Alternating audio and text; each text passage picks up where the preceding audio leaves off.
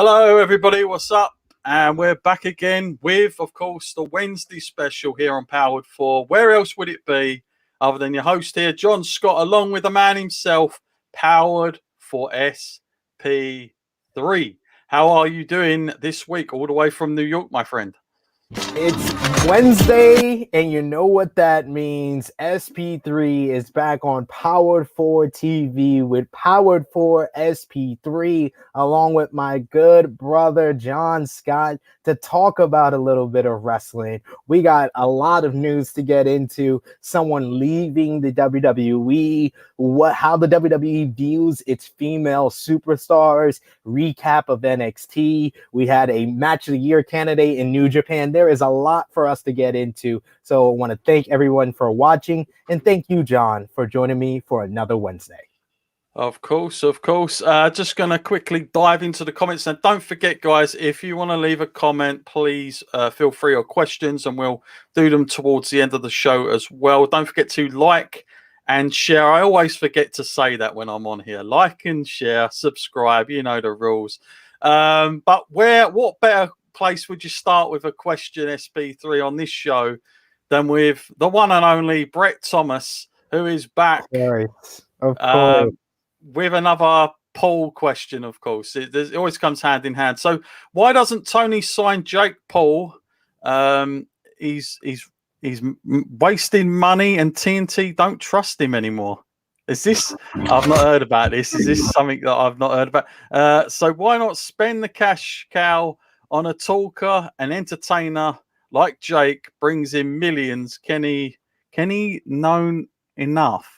Don't know what that means. Maybe not known enough. I'm not sure there. But Brett obviously clearly wants Jake Paul to be signed to AEW. Obviously, Jake Paul's got his own thing going on. What's the chances on a percentage there, SP3, of seeing Jake Paul in AEW? Brett Thomas, I've given you a bunch of credit. You made a great call saying Logan Paul was going to be at WrestleMania. I am with you. I am a Jake Paul fan as well.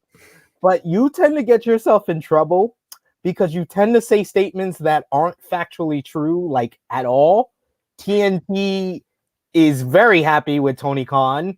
That's why they did a new deal last year to re-up with them until 2023. TNT has literally gone on record since Warner Media purchased the NHL rights, and people were asking, oh, is that going to conflict with AEW schedule? TNT has actually came out and said that they're very happy with AEW Dynamite's ratings, with their contributions to TNT, with their 18 to 49 key demo of ratings as well. They're one of the highest on all of TNT. So you just lied in your comment. I just want to let you know. There's no need to lie. I'm a Jake Paul fan.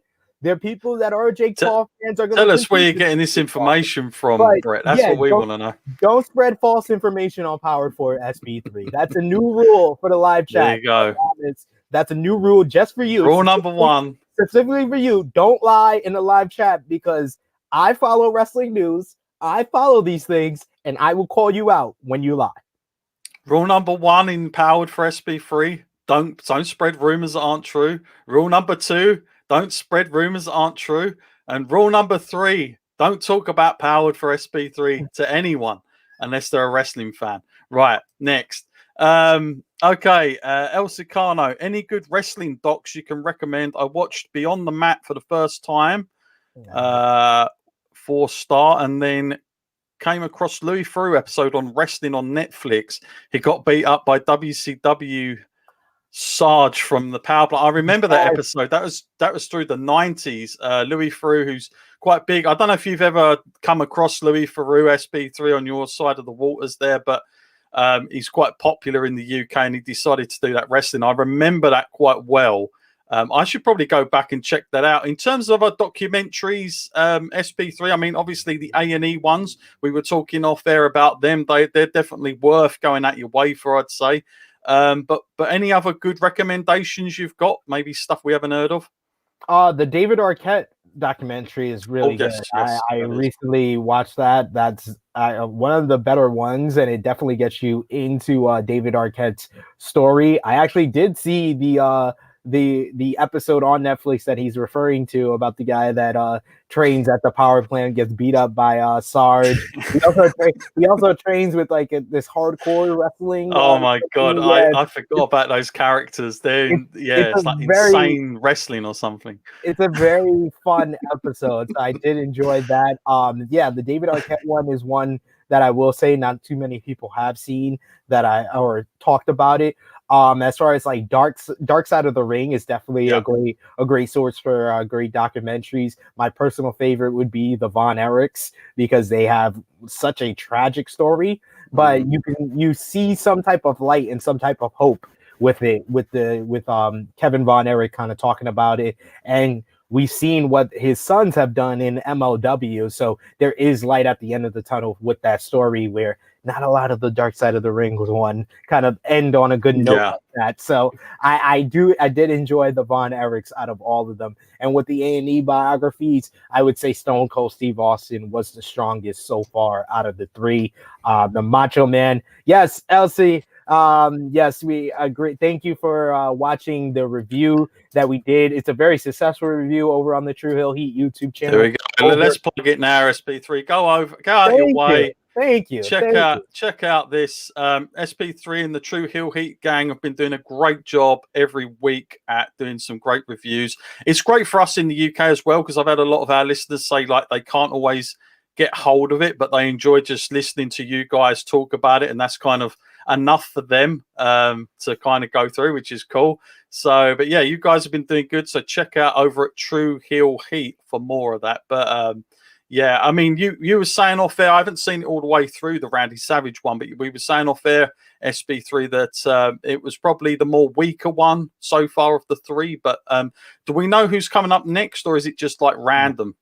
Yeah, up next is Booker T. Booker T is going to be on next Sunday, so we'll have a review for that over on the True Hill Heat YouTube channel. Probably going live on Monday, following the airing on Sunday night. We won't do it Sunday night right after like we did the Randy Savage one, but the Randy Savage one was very successful. Thank everyone who's watched it so far. Over 1,000 views over on the True Hill Heat YouTube channel. One of our most viewed videos of all time on the channel. So thank you guys for supporting.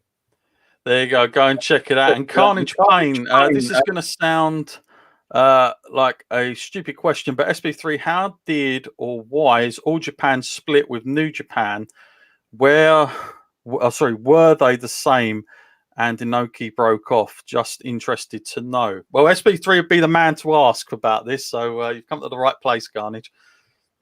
Well, I mean, I don't know too much about what happened between All Japan and New Japan. Like in the 90s, I only knew really of New Japan due to their partnership with WCW. I do know that Inoki did kind of make New Japan its own entity from All Japan, but thank you so much for that question. What I'm going to do for you is I'm going to do my research. I'm going to do my due diligence. And next week on Powered4 SP3, I will have the answer for you. I will do my research and break it down for you, Carnage Pain. So join us here next Wednesday.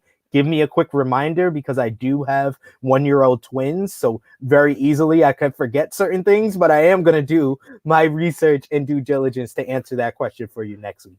There you go. SP3 on assignment. And Lewis Young, hi. How you doing, Lewis? Good to see you again. Fifth Gen, of course, one of our other regulars here. Hope everyone is doing well. And final question before we get into things. Who are both your favorite wrestlers? If it's of all time, most people know it's Bret the Hitman Hart. That's who I grew up on as a kid. And obviously when I got to see him at Wembley, I was a little bit worried, because I thought, hang on a minute, I'm surrounded by a lot of Davey Boy Smith fans. Like, do I change my allegiance? Do I stick? Do I not? It was a very difficult day, I tell you that much. It shaped me as a child. But overall, you know, Davey won that match, of course, and we was all happy. But Bret, growing up, was by far my most favorite wrestler. How about for you, SP3?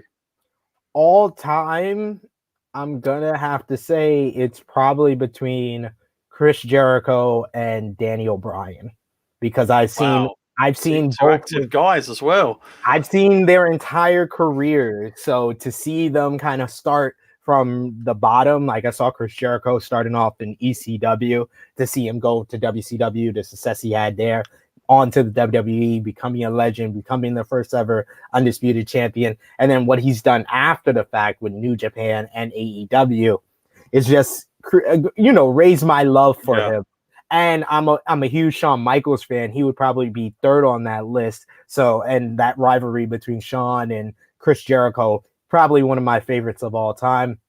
Danny O'Brien is someone I saw exactly from the bottom.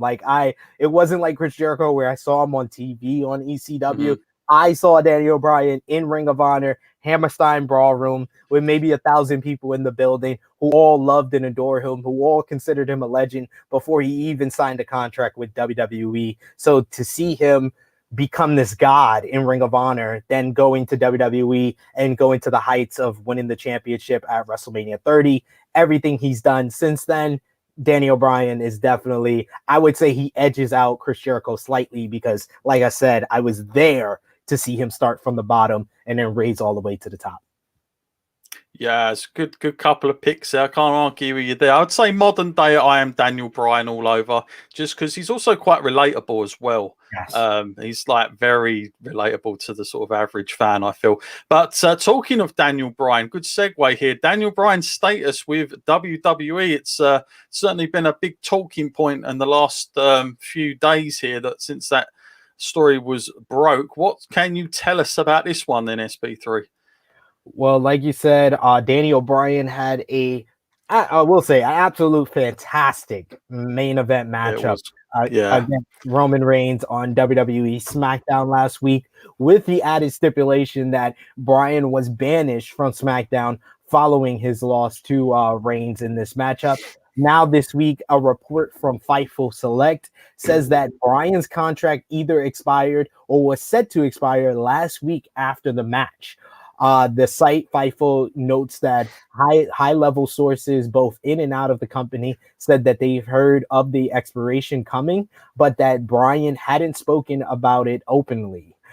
There has not been any big farewells backstage either, at least open ones. It is added that this doesn't mean that Bryan is necessarily leaving WWE. It's possible that he's resigned since or could work for WWE without a contract. Fightful notes that they've been told Bryan is vocal about doing some unconventional work with and for the WWE.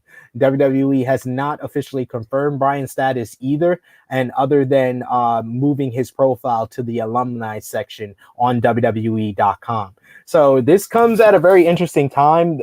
Previous reports had assumed that Bryan's contract would expire in September. So a lot of people were thinking that now that he was banished from SmackDown, he might show up on Monday Night Raw, or maybe have a run in NXT to have a couple of dream matches with the likes of Johnny Gargano, Tommaso Ciampa, Adam Cole, Finn Balor.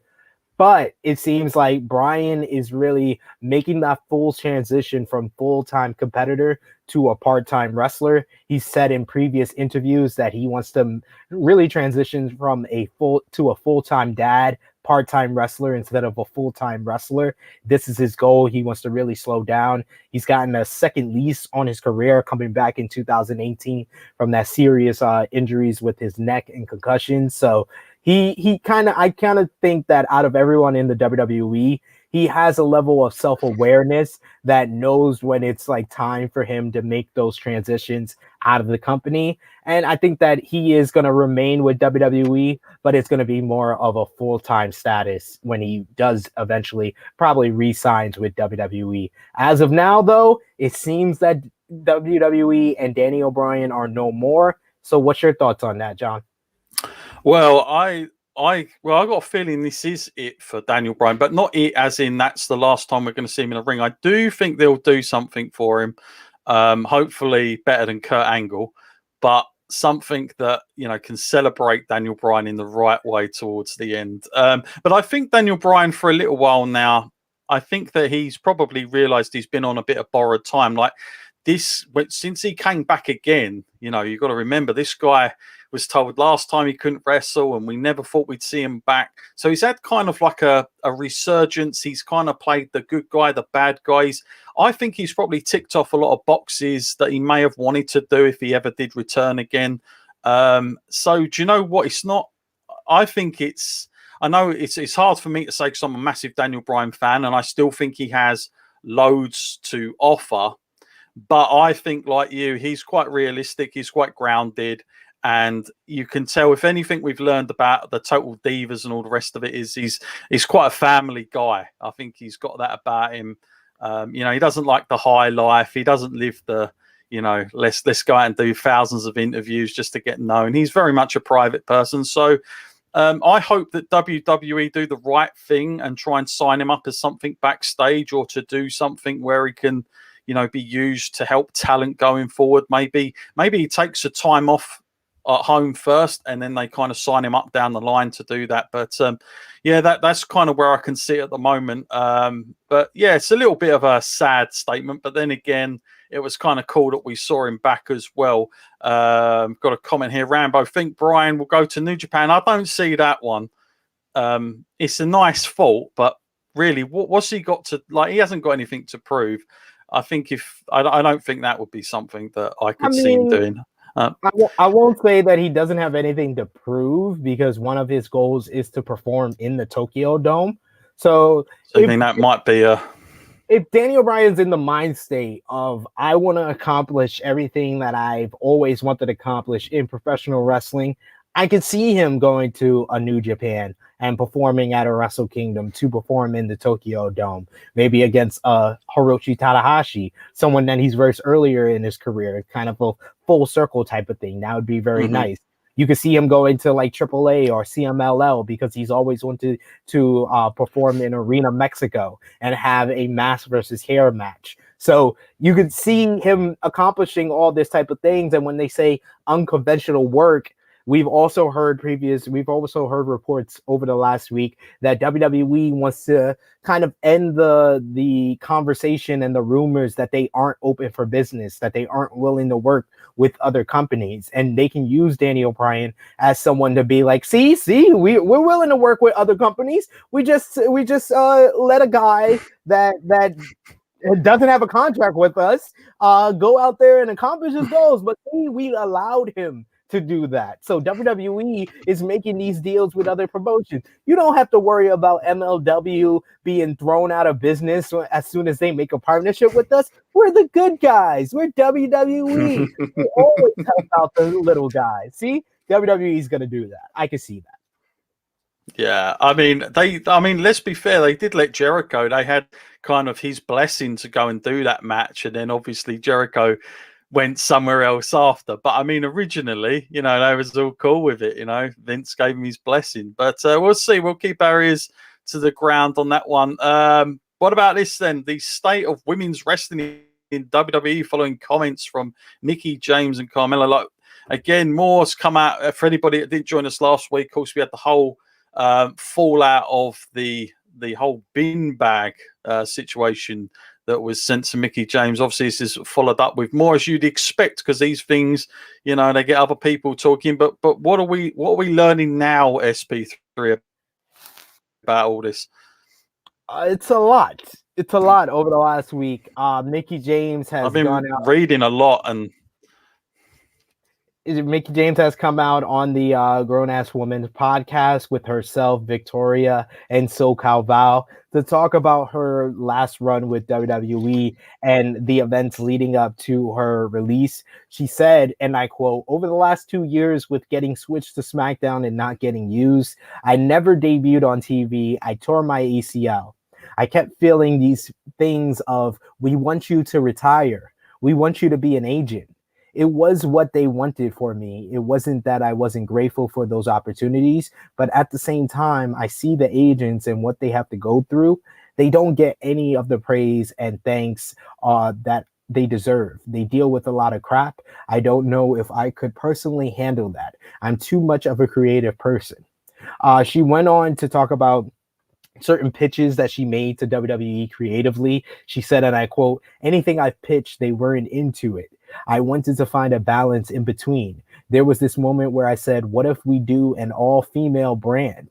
If I could help lead up that and have an awesome team of women, we have the tools, they have the talent and the facilities. It would really help all the girls who are not getting television time." This one person says to me, they're never going to do it, ever. Women's wrestling doesn't make money. WWE Evolution was the lowest rated pay-per-view ever in WWE. I get what you're trying to do, but I don't understand why you're fighting so hard for it. You should play the cards you've dealt and see if there's a way to incorporate that within a show rather than fight for it to be its own show. Just crazy statements, crazy things that were said to Mickie James, talking about the trash bag incident. Specifically, she said, "All I can do is laugh about it. It's not even about the trash bag. I was astonished at how it took off. I almost deleted this post because I felt like it came off too nasty or bitter. I was being sarcastic and laugh at myself and the situation. I got my stuff the exact same way 10 years ago. The difference is at that point, I honestly believed it and took it to heart and thought this is what the company thinks about me. I know I made bad decisions, but at the same time, it didn't spark there. Between the Mickie James stuff and even in the last run, it's just how I felt positioned in the last 3 years. It's okay. I'm good now because I'm in a good space and can express myself in a real fashion." I was like, wow, they still do this? This is BS. It's also kind of comical because it's literally how I felt that they thought about me for the last 3 years whenever I pitched anything or talked about anything. So to follow up on that, or to piggyback on those comments from Mickie James on the GAW podcast, Carmella sounded off on the WWE's creative direction towards the women's division on the Bella Twins podcast last week, saying, "Even myself, I would sit at home and watch Raw, and it would be 10 p.m. before I would see a woman on the show. It's like, this is a 3-hour show. What the hell? Even if I'm just a fan, which I am, like if I didn't work at WWE, I would just sitting at home watching. I want to see the women. That's why I tune in. If I'm waiting until 10 p.m. to see a girl, it's like, what the hell? That's not okay for the little girls at home or whoever is watching, waiting for the women." She also commented on the fact that certain plans for her were scrapped due to these releases, with her partnership with Billy Kay kind of getting axed, and her relationship with Peyton Royce. She said, "I don't know what the right or wrong things to say is. All I can speak from is my experience. We were super excited for this story, and I felt like, okay, I'm done with this whole sexy gimmick that they want me to do, which is fine. It's fun to be sexy, but I feel like I wanted to show my personality more. I wanted to show a little bit more of my fun side. I was looking forward to doing that with Billy. Like you said, our entrance alone, talking about at WrestleMania, she was cracking me up. So I was really looking forward to seeing where that was going to go. And unfortunately, we can't do that anymore. Even Peyton, those two were some of my closest friends since they got here. So this is the first time I was really rocked by a release." So some very damning comments from both Mickie James and Carmella. Mickie James really showing the fact that WWE does not value the older women in the way that they value the older men. Like if you look at the Raw scene, like everyone and their mama is over 35 years old outside of the women on the men's side. And a lot of the guys like Bobby Lashley in his 40s, he's the WWE champion. Bill Goldberg just came back earlier this year, immediately got into his title pictures. He's in his late 50s. And you have a 6-time women's champion, and she comes back and she doesn't even sniff the title scene. She gets 1 or 2 random title shots, and the peak of her powers is being the sidekick to Alexa Bliss. And then you got Carmella on the other side, a woman that's always had a distinguished character, the Princess of Staten Island. Even though she's not from Staten Island, she has really embodied that, being someone that's from New York. I look at Carmella and I could believe she was from Staten Island because of the way she portrayed that character. She did it very well, whether she was face or heel.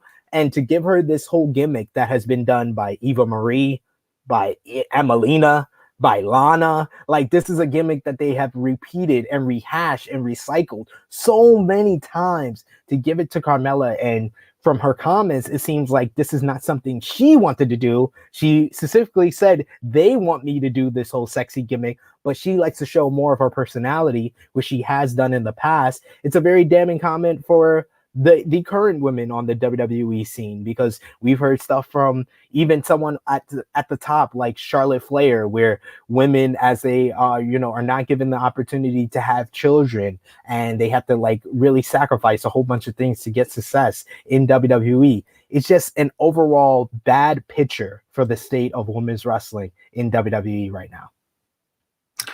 Well, yeah, quite a lot to take in there, SP3. And obviously, something that, I mean, we just recently had Mick Foley make a tweet as well to Vince McMahon saying, do the whole all women's show before AEW does it, which is interesting. I think it's difficult, isn't it? Because if WWE suddenly, or even AEW suddenly decide to do that, it's kind of like, are they doing it just because it's the right thing to do? Do you know what I mean? Are they pushing that down our throats?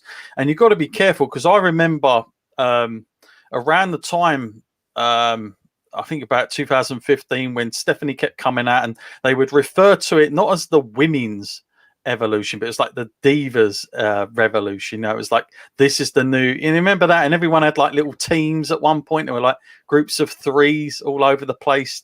And it was rammed down our throats. It was not the best way to do it. Yeah, they were giving them loads more time, but it was crap. It was garbage. Like, it was not thought out.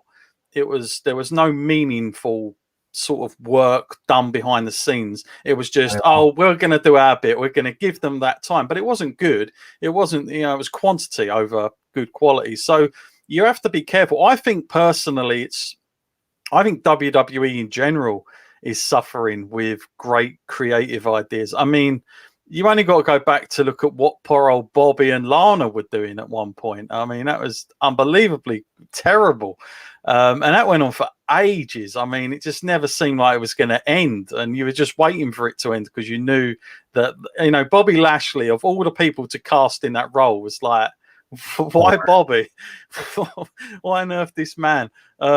But yeah, I think it's difficult. And like you, I kind of feel like, someone like Charlotte, who, and I've gone on record, I've got a lot of flack for this, but I've always said, male or female, Charlotte for me for a while was the best person in terms of carrying a championship. She looked like a star. She spoke like a star, in and out of the ring, and carried it well. Obviously, there's probably a lot of her dad's influence in that, but still, not all second generation stars make it. Like, there's been a lot that have gone that we never see again. So it is hard. And, I kind of feel like if somebody like her is saying it, there's a real issue, deep down issue there. What do you think they can do to make this any better, or will they even bother to look into this SP3? I mean, that's the other thing. Are they even, because let's say they did do a women's brand or whatever, a show, and yeah, the ratings, I agree, the ratings might not be great at first, but you've got to expect that, because they've not educated their audience to value the female performers in that way. So surely it needs time, and you can't just expect high ratings at first. Like, surely it's got to be something you grow in essence. But then again, by having it divided, does that take away what we're going to see on Raw and SmackDown and all the rest of it? I mean, it's a tough call, isn't it? Yeah, I mean, Lance Storm kind of perfectly responded to Mick Foley's request for the all-female brand or all-female show. It's like, would that mean taking away the top females from Raw and SmackDown, when the female contribution kind of does change up like the pace and the ability for WWE to tell different stories? So if it's just a all females brand to put the women that aren't getting TV time on, Is that going to draw though? Is that going to draw when you have a whole bunch of women that don't get TV time and taking the women like a Charlotte or like a Bianca Belair, a Sasha Banks, a Bailey from Raw and SmackDown and put them on this all-female brand, which won't be on USA, won't be on Fox. Most likely it would be on the Peacock network. So that's a demotion. They're having less people see them. So I don't think that that's a good idea at all. I don't think an all-female brand would be a good idea for WWE. Something more in the vein of like a Mae Young Classic, a tournament, something with the winner getting like a shot at the Raw or SmackDown Women's Championship. That might be more of the way to go with this. The Mae Young Classic should be something that they do year-round, and it shouldn't just be with women outside of the company. Maybe do a Mae Young Classic with the women that you have in the company to utilize them, to give them more opportunity to have time in the ring, because the women that were on the Mae Young Classic, they got a whole bunch of time to have quality matches. The Meiko Satomura versus Mercedes Martinez is probably one of the best women's matches that I've seen in WWE, and it's not really talked about too often because not that many people saw it on the WWE network. So it's a catch-22 with this situation.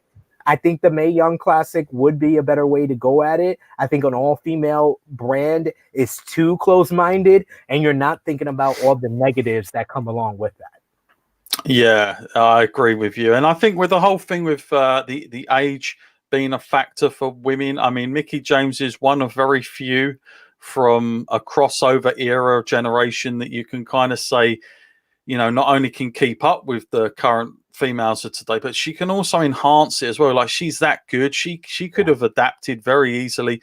It's a difficult one with the whole thing. I mean, I know we see Bill Goldberg show up whenever, God knows when, and that always gets on my nerves and things like that. I think for the females, it's only one of those things because, of course, it wasn't that long ago before females were not treated in this way. I mean, to where we are now, 10 years ago, this was alien to us. I mean, we couldn't have seen this coming, to be quite honest with you. So it's a difficult one. So the women back then, not to disregard them, but they was in a totally different system to where we are now. I mean, if we go back to Tori Wilson, Stacy Keibler, you know, there's probably only a handful of females. I can think of Victoria being one of them, Jazz, who never really got a fair share. And, you know, if imagine someone like Jazz now in today's era, like, she would have gone on so much further, but it was a different time, and so I think that's something to do with it. But someone like Mickie James, they should have treated royally. They should have kept her around, and even if they didn't have like the title stuff for her now, like, just give her something at least. Don't just like chuck her away, not doing anything week to week. I mean, it's embarrassing, to be honest with you. I can't believe she's not there as a coach or something like that. It's pretty dire, but. Yeah, there you go. What can you say? It just continues to just make WWE look bad, because also Chelsea Green has come out and made similar comments saying that she got her stuff in a trash bag. She wanted Matt Cardona's, the former Zack Ryder, was very much pissed about it. And then they open up the trash bag, and it's not even her stuff. They gave her Natalya stuff. Natalya, who's not fired. They gave Chelsea Green Natalya stuff to give back. And then Chelsea Green, as well as Steve Cutler this week, have come out and said that, you know, a lot of people say, oh, if you want to get more time with on WWE television, all you got to do is approach Vince. Vince is very open to talking to any superstars. But Steve Cutler and Chelsea Green have come out and said that they would wait on Vince's line to go meet with him for hours and be told by officials to go wait in the catering for us to come get you. And then they were told, no, Vince is not going to see you, and you can't wait outside his office anymore. So it's literally, I can't believe that they're giving you two different type of answers. So it's a very toxic environment, it seems like, in WWE backstage, especially for the women right now. Absolutely, sounds it. Well, we're going to be getting back to some more antics and topics straight after the next ad. Guys, I did say last week I'd have some promotions to share with you. We've recently just signed PW4U. So here's a little clip now to show you what they're all about.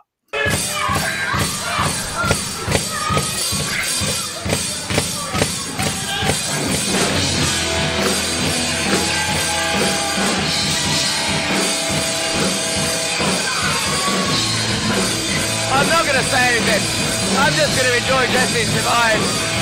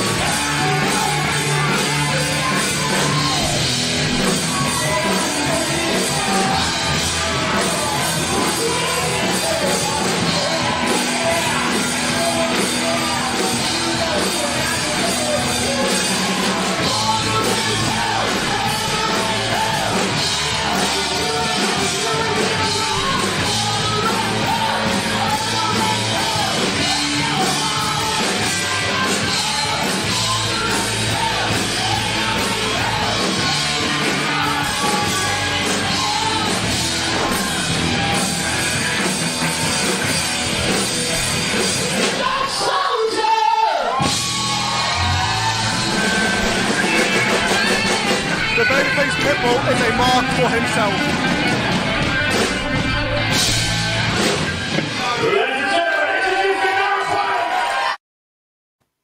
There you go. PW4U 10 events now available as we speak that you can go ahead and check out. And also, we have other promotions coming on. I can announce This Is Wrestling will be joining us from next week as well. So all in all, we've got another 50 events that will be dropping on Powered 4 in the next month. So quite a lot to get through there. 10 events available now from PW4U. You're not going to want to miss it. There's a lot of stars people might be familiar with, especially running through NXT UK right now. So you can always go back. But it's a fun show. As you can see, they have a live band. That's not just something they have a one-off. That's there every time. And it's quite a nice little mixture of stuff going on when you've got that going on. But of course, as I always say, the best way to sign up to us, use this code 50% off when you use the code SP3. And you can watch not only PW4U, but all the other promotions, over 25 promotions there available. And don't forget, next month, June, yes, it's come around very fast, but we're going to have a new event from Chicagoland Championship Wrestling. And, of course, TNT Extreme Wrestling will be returning with 3 events over one weekend. So lots to look forward to there. But, yes, don't forget, use the code. Very simple, SP3. Very, very easy. Yes, don't not forget. Now, next up, SP3, talking of New Japan earlier, Ospreay and Shingo. Now, apparently this was quite the classic. I've not seen the match, but I've read up on it, and there's a lot of high praise. I don't know if Uncle Dave has given it a rating yet, but you know, all signs point to very, very good. But obviously, another step, I guess, another added medal in terms of our boy Will Ospreay in New Japan, adding to his resume. I've got to ask, before we talk about this SP3, just from a standpoint about Will Ospreay, I mean, he's been there for a long time in and out of New Japan, but is he kind of considered, in terms of their audience that you know of, is he considered as like a top star, or is he kind of like, even though he's the champion, he's still earning that respect?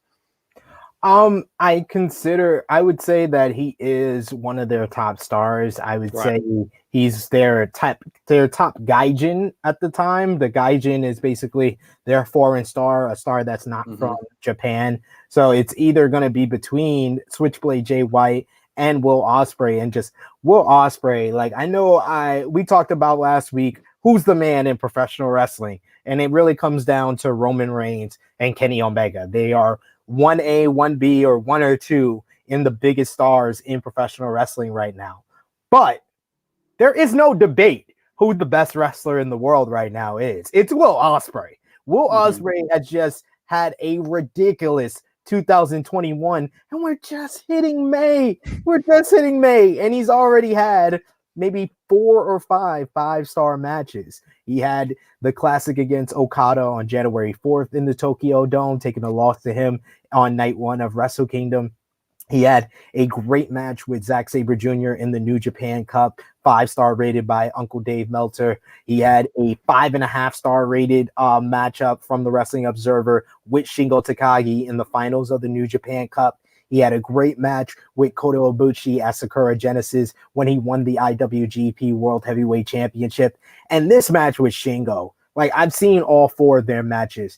I think that this is one of the all-time great classic rivalries or series of matches between 2 guys that I've ever seen.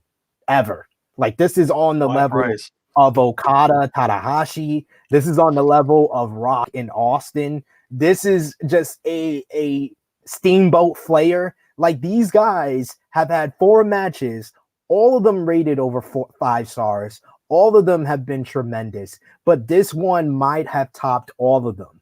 Like, I still consider their Best of the Super Juniors matchup in 2019 that was voted the Wrestling Observer match of the year by a couple of other different outlets. That was one of the best matches that I've ever seen in my life. And this one was on that level, was just as great as their classic from 2 years ago. Just big moves. Ospreay gets a made in Japan by Shingo Takagi off of an apron to 2 tables. Just a vicious spot. You got both guys just working over body parts. You got Will Ospreay attacking the arm of Shingo this time instead of working over the back. While their New Japan Cup match, a lot of people thought that Will Ospreay was a little bit too dominant and the match was a little bit too one-sided. This was more of a back and forth exchange. And I think that these 2 guys, just their sequences and their footwork and their pacing of their matches, it just has to be seen to believe. Like, I don't think you will see reversals and sequences in matches quite like you will see in a Will Ospreay Shingo Takagi matchup.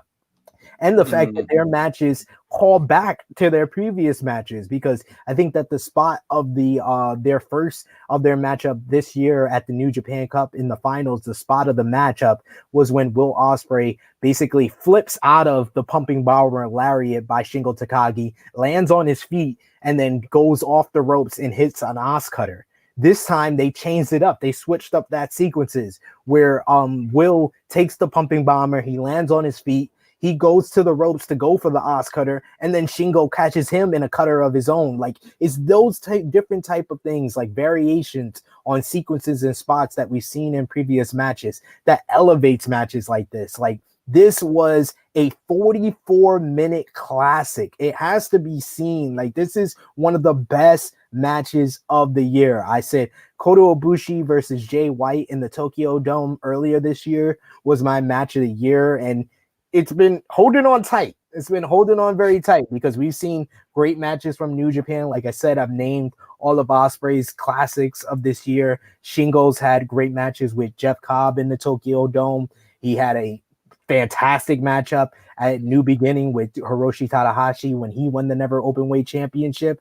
But Shingo versus Ospreay at Wrestling Doktaku may be the new match of the year. Like, it's on the level of Ibushi and White, which went 46-47 minutes at the Tokyo Dome. But I just feel like the sequences and the storytelling, the psychology, and the pacing is just on another level from everything else you will see in professional wrestling today. Shingo may be the most underappreciated professional wrestler in the business right now because this guy is just a consistent banger every time he gets more than 15 minutes in the ring. And Will Ospreay is just stamping, like, Omega and Reigns, y'all can compete for who's the biggest star, who's the man in professional wrestling. But right now, Will Ospreay is head and shoulders above the rest as far as an in-ring worker, and he is the best wrestler in the world, and is really cementing himself as the top gaijin star in New Japan Pro Wrestling, and he is making a significant reign of the title. And this is just his first defense, but he is now going to move on to versus Kazuchika Okada once again in the Tokyo Dome on May 29th, which I am sure is going to be another terrific matchup. He's got the G1 climax later this year. Like, Will Ospreay has pretty much wrapped up the most outstanding wrestler of 2021.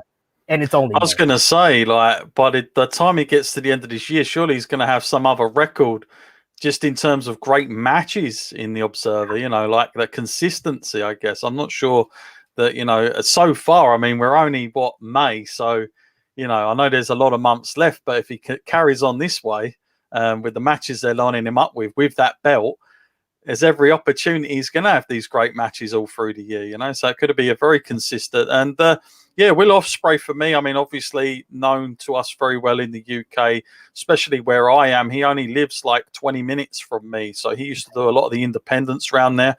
And of course, a lot of people remember the backyard days that he had as well, which is where he probably come up with most of this crazy stuff. But he kind of, for me, he's like at this time in the last couple of years, I felt like he's the total package in terms of he now knows when to do things. You know, he doesn't just do things for the sake of it anymore. He kind of puts things in, like you say, good sequences. And in a place like New Japan, they're going to let him do that. I mean, it's just tailor-made for him. I'm not sure that would happen anywhere else, but there, I think they are all for it. And it looks like they're giving him a little bit of carte blanche to just go, you know what, you create. We'll take it. You just go out there and create. So yeah, definitely worth going out your way to check that out. There is a really good match, and I'm not just saying this because it's Powered4.TV. I know a lot of people will be smiling, but go out your way, TNT Extreme Wrestling, watch him against Pete Dunne. And this was a time when Pete Dunne had the NXT UK Championship, and it was a very, very good match. And it's like a very good in terms of contrasting styles, you know, Pete Dunne's submissive style and obviously Will Ospreay. But, you know, he adapts to sort of everybody, which is just crazy. You know, when I think about it as well, you know, another UK guy, Nick Aldis, you know, again, I remember him around in my leisure centers. I mean, he's come on like he was nothing at one point. I mean, he was struggling when I was watching him. At the time I was watching him, he just come out of Gladiators, and Doug Williams was his tag team partner. And Doug was you could tell Doug was showing him a lot, but he looked very, very green. I thought this guy's never going to make it. British invasion. Maybe that's what's happening. Maybe that's what's happening. Mind you, I can't say I'm that for Drew McIntyre, so I'll hold one back there. I've never been a fan of his. I just can't get into the guy. But I'm one of few British people that think like that, as you probably well know, SP3 from your time elsewhere. But I'm not huge Drew. I much prefer Roman Reigns over Drew McIntyre, but that's just me. Don't blame Now, next up, the NXT recap. Obviously, they've been hitting it off on Tuesdays. What's this? Is this their third week? I think of the Tuesdays they've been on there now. Third. Yeah. It's about NXT UK. Then SP3. Has it got? Would you say any better since they haven't been up against AEW in terms of reacting to what's going on the other side, or has it got weaker? I mean, it's always going to be better because I can watch it live and it doesn't have this like tape feel to it when I watch it after AEW. Mm-hmm. So it always is going to feel a little bit better that way. But I think that they are starting to get things situated a little bit. I would say the weakest segment of the night was probably the segment concerning the NXT Championship picture. Even though I enjoy everyone involved in the picture, I enjoy Karrion Kross. I felt like he was better on his promo this week in compared to the first week after Stand and Deliver. I just don't like the revolving door promo. It reminds me too much of the main roster. Whenever NXT does the revolving door promo or it does a distraction finish, I get a feeling of main roster, and I don't like that feeling in my NXT. But I thought that like Fifth Generation Carney says, he says this was the best episode of NXT in a long time. I would say it's the strongest since they moved to Tuesday nights. They bookended the show very smartly with the Falls Count Anywhere match between Isaiah Swerve Scott and Leon Ruff. Those guys went out there and worked hard for a match that I had no interest in because Isaiah Swerve Scott has beaten Leon Ruff already clean. So there was no reason for this goddamn match. It was very entertaining. It was a whole lot of fun, a bunch of crazy spots. Those guys went out there and tried to kill each other, and just a lot of innovation there. And I love the finish with Leon Ruff coming off of like a scaffold and AJ Francis, top dollar, catching him, giving him an attitude adjustment on the guardrail, leading to the JML from Isaiah Swerve Scott in the ring. And it seems like Top Dollar, as well as a female and another male, are going to be making up this little entourage around Isaiah Swerve Scott. I believe one of the other guys was the Adonis, guy that was also used previously on NXT. And I love any type of stable, even though I will say NXT is very, very, very heavy on heel stables right now, between the Imperium, the Way, and now Isaiah Swerve Scott's brand. Yep. And you also got Legado del Fantasma. Like, they have 4 heel stables now.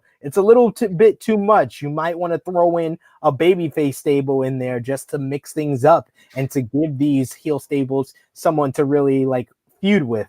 I don't know. I don't think that's a wise decision. But like I said, a very solid way to start off the show. The middle of the show had a really strong matchup with the Grizzled Young Veterans versus Tommaso Ciampa and Timothy Thatcher. I love Thatcher and Ciampa as a team. They are just a gritty veteran babyface team that you can get behind, but they used a little bit of their cheating ways, kind of going back to their promo last week. They used a shoe on Zach Gibson and led to Timothy Thatcher locking on the Fujiwara armbar for the victory. So Ciampa and Thatcher have a bit of momentum as they go and try to vie for the NXT tag team titles against MSK. We had a good promo from Legado del Fantasma setting up LGD versus MSK for the tag team titles, as well as Kushida versus Santos Escobar next week for the NXT Cruiserweight Championship. They really stacked up the deck for next week's show, because you got that match. You got Karrion Kross going one-on-one with Austin Theory,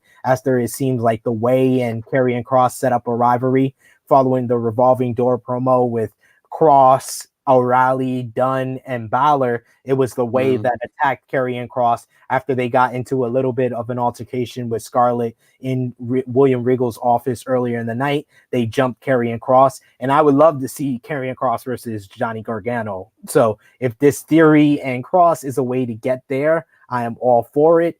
And I thought the main event was the best match on the show, and the best match that's been involved in any of the WWE Women's Tag Team divisions since, I want to say, the beginning of this year, maybe. But yes, Candice and Indy versus Ember and Shotzi was just a whole lot of fun. It was a plunder type of brawl. There was tables involved. There was ladders involved, chairs and garbage cans. A couple of sick bumps, like Shotzi Blackheart doing her senton off the top rope through a ladder bridge on Candice LeRae on the outside. Just an ugly looking spot that looked like it hurt Shotzi more than it hurt Candice. Indy Hartwell took like a Alabama slam through a corner table that didn't break, so it looked like her head just cracked the table. It was ridiculous.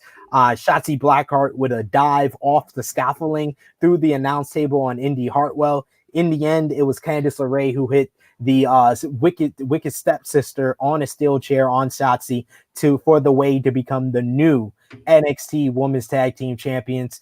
I'm not too certain how I feel about the new champs. I felt like maybe it was a little bit too early, because you just did the title change from Raquel and Dakota to Ember right before Stand and Deliver. So this short after Stand and Deliver, them to switch it up, it felt a little bit jarring. But I do think that the Way is the way to go, pun intended, because they do have that story going on with Indy and Dexter Lumis. I love the backstage segment with Dexter leaving a painted picture for Indy Hartwell, and Candice kind of hiding it. Then he's standing in the doorway, and Candice can see him, but Indy can't. So she like slides the blinders so she can't see Dexter. They are really doing a good job. I said the first week that they did this whole storyline, it was weak, and it took away from the matchup between LA Knight and Dexter Lumis.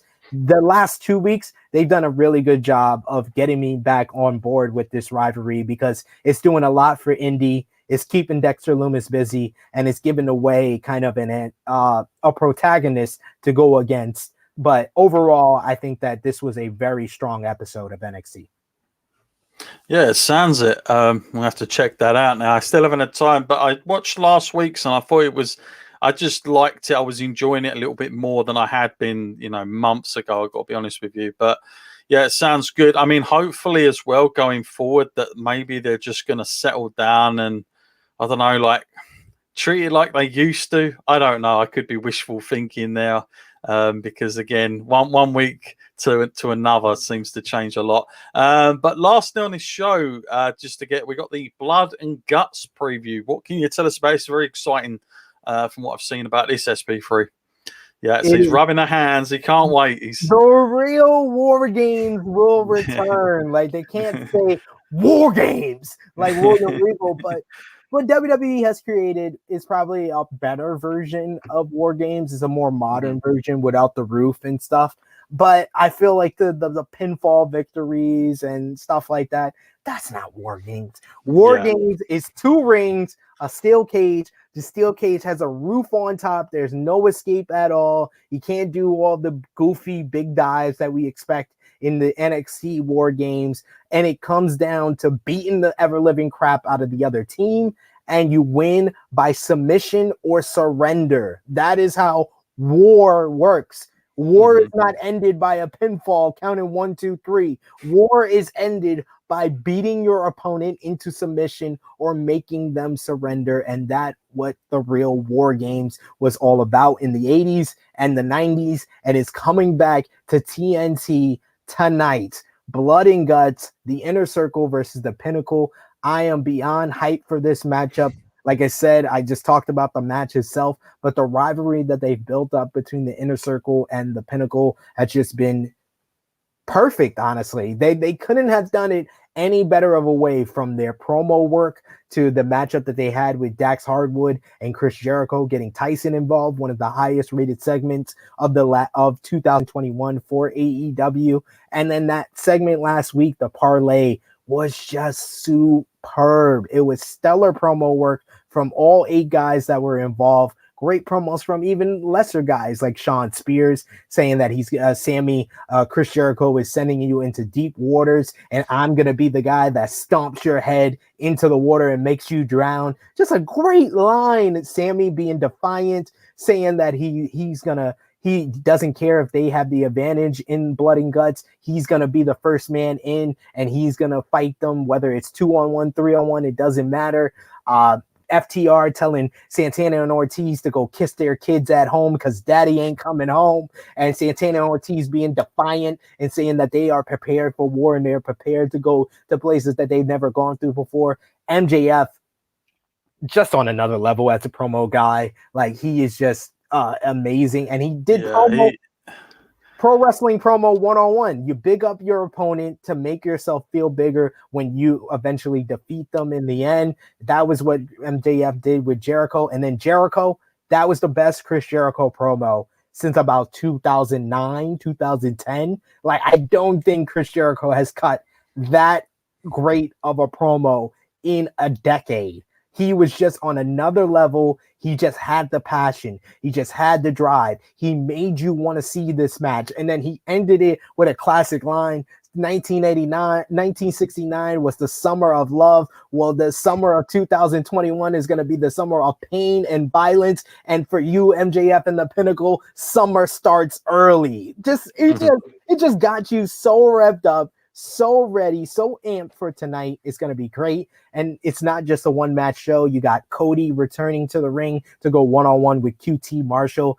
That rivalry has been building up ever since QT turned on the Nightmare Family and created the Factory. You got Kenny Omega, probably for the first time on AEW television, with the Impact Unified World Championship, as well as, I hope, the AAA Mega Championship, since we didn't mention this in our news. A certain Andrade has challenged Kenny Omega for the AAA Mega Championship at Triple Mania 29 at the end of the year, which was huge. That's going to be a match of the year candidate. You know, we talked about Will Ospreay's catalog of matches, but Kenny Omega has a bunch of great matches this year himself, and him and Andrade will be another classic at Triple Mania 29. So hopefully he comes out with all the gold as he teams up with Michael Nakazawa against Jon Moxley and Eddie Kingston. We got a 4-way to determine the number 1 contenders for the AEW World Tag Team titles. Britt Baker is going to be in action. So this is a stacked card for one of the biggest AEW Dynamites of the year. I am ready for blood and guts, John. Are you? Well, I'm not as ready as you, my friend. I mean, you sound really for it. I mean, I am as well. And I'll go out and on a limb here. I'm going to say that AEW are going to do War Games better than WWE in the last. I'm going to say that much because I think someone like Cody being there with his dad's legs, I think he gets how the whole thing was meant to be. As soon as I mean, they weren't bad matches that NXT did. They weren't bad matches, but they didn't. How can you say it wasn't a love letter to the old War Games at all? It didn't. You know, it was like a modern. It was almost like what they've done to the bloody Hell in a Cell these days, which I really dislike. You know, like why have it? It has to be bigger. It has to be red, and you know, the Elimination Chamber. I always thought that was way too perfect when that first came out, when Bischoff. So I'm kind of like, if you're gonna do it, I think you gotta do it how it used to be made for. It was rough, it was gritty, and you only bring it out in this time. And I'll tell you why this match will probably pay off better is because there's a purpose for it. I don't like it when it's like every year in October, it's, you know, Hell in a Cell or whatever. Like, we're just going to put it there for the sake of it. We're going to get 2 guys, and that's the match. I like there to be a purpose, and I think this is, I mean, you can't get a more perfect scenario than what they've got here. I wonder just how much WWE will be looking in on this, thinking, I wonder what they're going to do. I wonder how, you know, what sort of things they're going to feature. I can imagine them only going the other way, and they'll sort of like ramp their version up even more gimmicky than it already is. But yeah, all that to look forward to tonight. Now, before we get off, we'll take the last couple of questions. There was one that came in I thought was quite interesting. Brett Thomas, by the way, says, thanks SP3, rule 1 followed. Good. And remember 2 and 3, please, Brett, and you'll be right there with us as always. We got Elsie Connor now. Do you think Brett is right about Triple H not being a great? Well, you know, I said I was a huge Bret Hart fan, obviously, but you know, Bret now on interviews, I mean, he doesn't hold back. Let's put it that way. And of course, he's always never said good things about Triple H in terms of. I mean, he's consistent. I'll give him that because he's always said the same things. SP3, I'll put the question to you: Is Triple H considered as a great, whatever that means, of course? Yes, I consider Triple H a great. Do I think Bret Hart is right by saying Triple H is not great? No, he's in fact wrong. Do I think that Bret Hart is right in saying that Triple H is overrated? I firmly agree that Triple H is one of the most overrated guys in history. There are people that would say that he is on the level of Rock and Austin. And although he did burst those guys, although he was the top heel at a time those guys were the top baby faces, he wasn't on their same level. And that's why the Rock and Austin's rivalry is considered greater than Austin versus Triple H or Rock versus Triple H, which was much longer, which was years and different chapters of a story, yet Austin and Rock just overshadows it. It's crazy, but I just think that people tend to overrate Triple H because he was the guy that stuck around after those guys were gone. And for a time in like 2002 through like 2004, he was the top star in WWE. What people don't tend to mention when they say that is that that was some of the weakest years in WWE history. So maybe that's why. And there was a split in the divide. I mean, because he was like the world champion, and then you had like Kurt Angle and Brock on the other side. That most people considered SmackDown the better show in that time. And Stephanie McMahon was in creative control at that time. So I wonder why Triple H kept being world heavyweight champion. Yeah, I mean, I don't want to be too harsh on Triple H because I think like I best preferred him in around like 2000. And I'm talking about a time where he faced Mick Foley at the Royal Rumble, and then he won at WrestleMania 2000. And I thought that was kind of his time. Yeah. But like you say, most of the guys he was against, they were the money. They were the ones that kind of people. He was just the other guy. And you've got to have the other guy. Don't get me wrong. But he was in a time surrounded by very, very big superstars. Even Mick Foley, to a degree, you could argue, was maybe considered more over than a Triple H at that time. You know, he made Mick Foley. If not for Mick Foley, Triple H would not have people overrating him. Like if it wasn't for for Mick Foley in those matches in the beginning of 2000, Triple H would not be a great, in my opinion. There you go. Well, that's that one. Interesting one. Do you think Ryback will go TNA? I read something about Ryback recently about he thought there was a conspiracy on Twitter or something. I don't know what it was all about. I don't hear from Ryback. He used to have a YouTube show as well, like where he used to go and eat and then score it and stuff like that. But what's happened to Ryback? Where is this guy? Well, basically, he put up a Twitter poll where he asked people, where should he go next? WWE, AEW, Impact, or retire? Retire got 67% the first time. That was the first time he did it. So then, man, he shouldn't have even had that as an option. Then he accused everybody of being trolls, so he put up the poll again, and retire got 72% of the votes. So I think Ryback, the best move for you is to retire. Wow, there you go. You shouldn't have maybe put it as an option. To be quite honest, but yeah, poor old Ryback. I don't know. And last question from Mark Lloyd: would WWE go in for Canelo, the boxer? There's loads of crossovers on this show. I personally, I mean, maybe, I don't know, probably not, because I don't think his English is that great, and they always have a problem with that in WWE for some reason. But, you know, he's got a massive fan base where he, you know, so who knows? But I don't see them spending the money on Canelo. I do see them going back for Floyd or someone like that, but not Canelo at the moment. What about you, SP3? Should they go for Canelo right now? No. They should go for Jake Paul. I agree with Brett Thomas. Jake Paul is the don't get him started. And fifth gen, I hope everyone has a good rest of the day. You and John SP3, highly enjoyable. Thank you, fifth gen. Thank you for supporting us. Don't forget, like, share the show if you liked what you saw here. And do not forget, of course, head on over to Powered4.tv for all the latest episodes and stuff that's coming out from all our great content creators. SP3, it's that time of the week where I've got to say, where are you going to be this week? What stuff have you got coming up? And we know later you will be on the Wrestling Daily, I believe. Yes, I'll be live on Wrestling Daily at 3 p.m. Eastern Time, 8 p.m. BST.